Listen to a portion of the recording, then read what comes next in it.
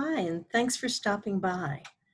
So, today I wanted to talk about anniversaries because yesterday, May 16th, was the 28th year celebration of the last time I was ever struck in violence. And that's a huge number and a big day. I thought I would blog yesterday, but frankly, I was too overwhelmed with just how much time had passed and how very different my life has become since that day in 1992. So many places I want to take this and so many thoughts. So let's turn back the clock. In 1992, I was a college dropout. I had no practical skills for the modern world.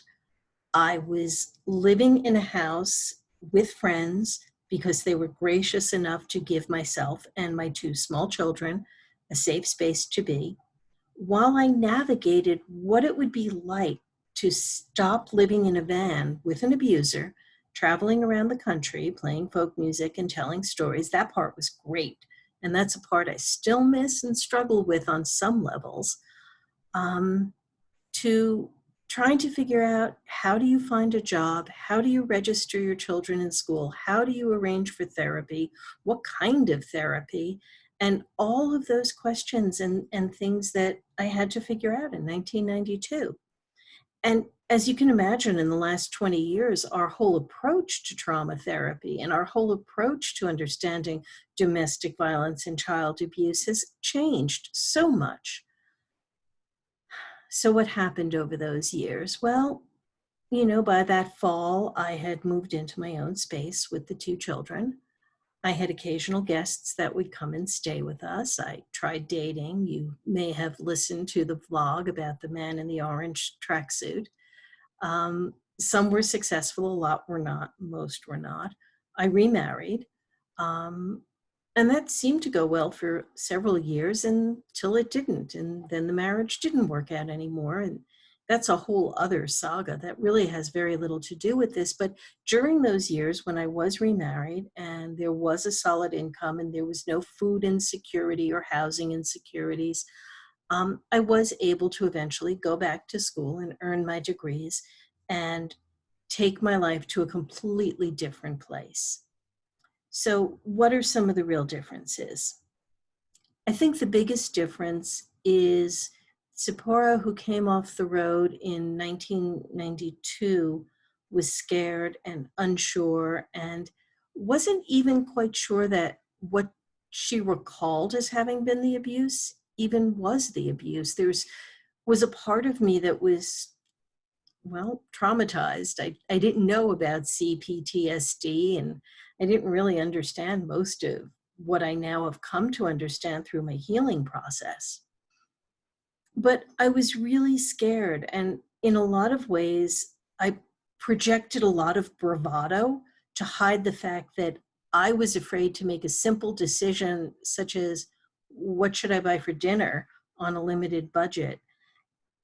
And I hid that by kind of being pushy and overbearing. And I realize now I probably owe a lot of people a lot of apologies for just not being a very nice person. It took many, many, many years to reach a place where I felt like my life had progressed and I'd left everything in the dust and everything was good. And then, of course, the creep got arrested, and that kicked up all of the memories and all of the process. So where am I now? Where in the journey on this continuum of it's always two steps forward, one step back. It's always a case of give and take. It's a process that never truly ends. So where am I now? I'm kind of back in the position of recognizing that I am a survivor and that the three letters after my name are an indication of thriving.